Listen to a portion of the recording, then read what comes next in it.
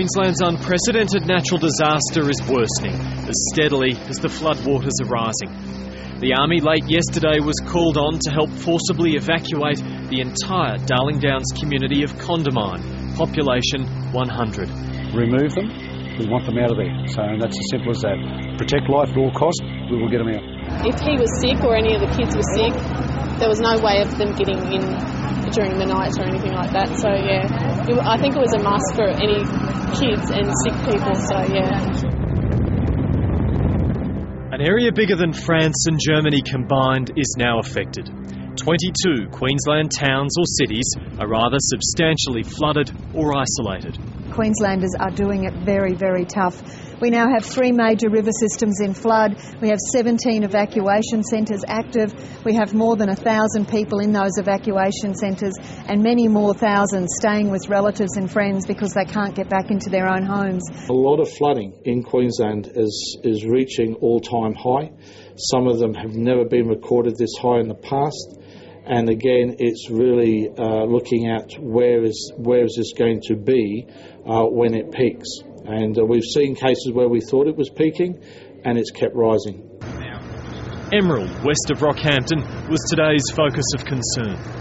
In a city of about 12,000 people, more than 1,200 have been forced from their homes.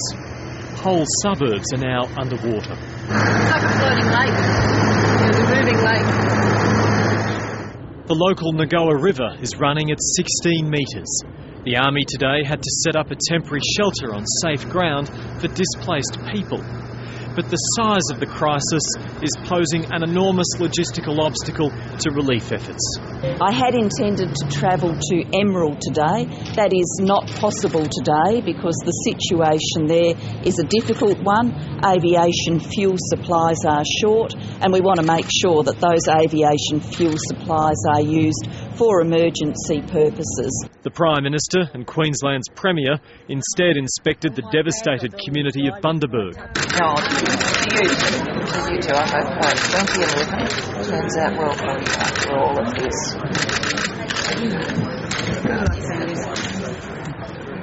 Hundreds of homes and businesses in Bundaberg have been inundated in the worst flooding in 50 years. Here in Bundaberg, I'm very pleased to see the water levels starting to recede, but that is only the beginning of the recovery task here in this city. There are still many people out of their homes and not able to return for another few days. Nearby Bundaberg's famous rum distillery, residents are trying to be resilient.